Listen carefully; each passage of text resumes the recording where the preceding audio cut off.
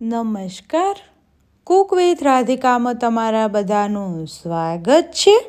આજે આપણે બનાવીશું એકદમ રેસ્ટોરન્ટ જેવા જ સ્વાદ સાથેનું કાજુ પનીરનું શાક।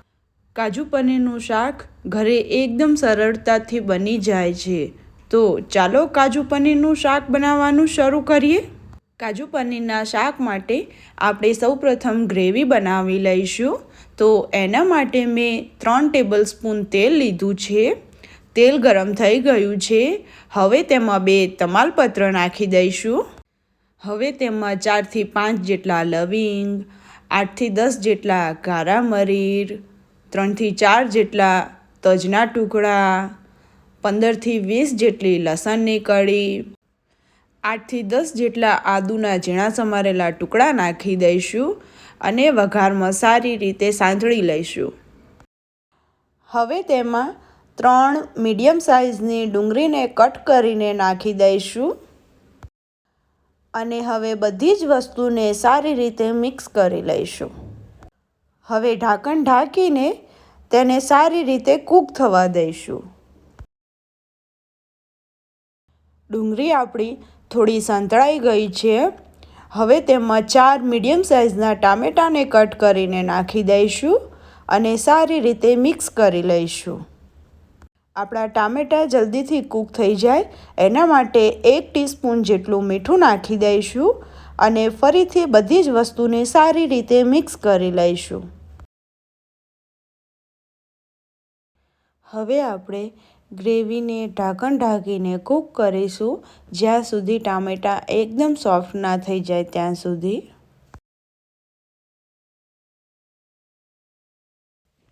હવે આપણી ગ્રેવી સારી રીતે કૂક થઈ ગઈ છે। તેને એકદમ ઠંડુ થવા દઈશું। ગ્રેવી ઠંડી થઈ ગઈ છે। હવે તેમાંથી તમાલપત્ર નીકાળી દઈશું અને ગ્રેવીને આપણે મિક્સરમાં સારી રીતે પીસી લઈશું।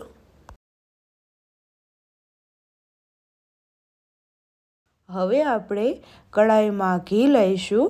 જે કાજુ સાંતળવાના છે આપણે કાજુને આ રીતે ઘીમાં સાંતળીને નાખવાથી તેનો ટેસ્ટ ખૂબ જ સરસ આવે છે। ઘી ગરમ થઈ ગયું છે। હવે તેમાં અડધોથી પોણો કપ કાજુના ટુકડા કરેલા નાખી દઈશું કે પછી તમે આખા કાજુ પણ નાખી શકો છો। કાજુ 2.5 થી 3 મિનિટની અંદર જ સંતળાઈ જશે। બહુ વધારે પડતા લાલ કરવાના નથી, મીડિયમ રોસ્ટ કરવાના છે। હવે આપણે એ જ કડાઈમાં 3 મોટી ચમચી તેલ નાખી દઈશું। તેલ ગરમ થઈ ગયું છે। હવે આપણે જે ગ્રેવીને પીસીને રાખી છે તેને નાખી દઈશું। ગ્રેવીને તેલની સાથે સારી રીતે મિક્સ કરી લઈશું અને હવે ઢાંકણ ઢાંકીને ગ્રેવીમાંથી તેલ છૂટું પડે ત્યાં સુધી કૂક કરી લઈશું। ગ્રેવીને વચ્ચે વચ્ચે આ રીતે મિક્સ કરતા રહીશું જેથી તે તળિયે બેસી ના જાય। ગ્રેવી આપણી સારી રીતે કૂક થઈ ગઈ છે। હવે તેમાં મસાલા કરી દઈશું। તેમાં 1 ટેબલસ્પૂન તીખું લાલ મરચું, 1 ટેબલસ્પૂન કાશ્મીરી લાલ મરચું, 1 ટેબલસ્પૂન ધાણા જીરું પાવડર, ચપટી જેટલી હળદર, 1/2 ટીસ્પૂન જેટલું મીઠું કે પછી તમારા સ્વાદ અનુસાર। ગ્રેવી બનાવતી વખતે પણ આપણે મીઠું નાખ્યું હતું તો એ પ્રમાણે ટેસ્ટ બેલેન્સ કરીને નાખવાનું અને થોડી કસૂરી મેથીને હાથથી થોડી ક્રશ કરીને નાખી દઈશું।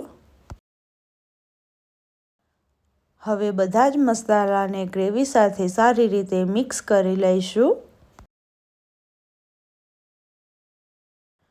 અને તેમાં અડધોથી પોણો કપ જેટલું પાણી નાખી દઈશું। હવે તેને ઢાંકણ ઢાંકીને તેમાંથી તેલ છૂટું પડે ત્યાં સુધી કૂક કરી લઈશું। હવે આપણે ગ્રેવીને ચેક કરી લઈશું। તમે જોઈ શકો છો કે કડાઈની સાઈડમાંથી તેલ છૂટું પડી ગયું છે। આપણી ગ્રેવી સારી રીતે કૂક થઈ ગઈ છે। હવે આપણે ગ્રેવીમાં 200 ગ્રામ જેટલા પનીરના ટુકડા નાખી દઈશું। અને તેમાં આપણે જે કાજુ ફ્રાય કરીને રાખ્યા છે તે પણ નાખી દઈશું. 1 ટેબલસ્પૂન ગરમ મસાલો નાખી દઈશું. બધી જ વસ્તુને સારી રીતે મિક્સ કરી લઈશું. હવે ઢાંકણ ઢાંકીને ફક્ત 2 મિનિટ સુધી જ કૂક કરીશું, જેથી ગરમ મસાલાનો સ્વાદ સારી રીતે શાકમાં બેસી જાય અને આપણું શાક એકદમ રેસ્ટોરન્ટ જેવા જ સ્વાદવાળું બને. હવે આપણું એકદમ સુપર ટેસ્ટી કાજુ પનીરનું શાક બનીને રેડી થઈ ગયું છે. સબ્જીને આપણે હવે એક સર્વિંગ ડીશમાં લઈ લઈશું. તો એકદમ સુપર ટેસ્ટી એવું રેસ્ટોરન્ટ સ્ટાઇલ કાજુ પનીરનું શાક બનીને રેડી થઈ ગયું છે. તમે પણ ઘરે આ રીતે કાજુ પનીરનું શાક જરૂરથી બનાવો અને તમારો અનુભવ મને કમેન્ટમાં શેર કરો. જો તમને મારી આજની રેસીપી સારી લાગી હોય તો લાઈક અને શેર કરો. અને મારી ચેનલ કુક વિથ રાધિકા જરૂરથી સબસ્ક્રાઈબ કરો. Thanks for watching. બહુ જલ્દીથી મળીશું એક નવી રેસીપી સાથે. ત્યાં સુધી બાય બાય.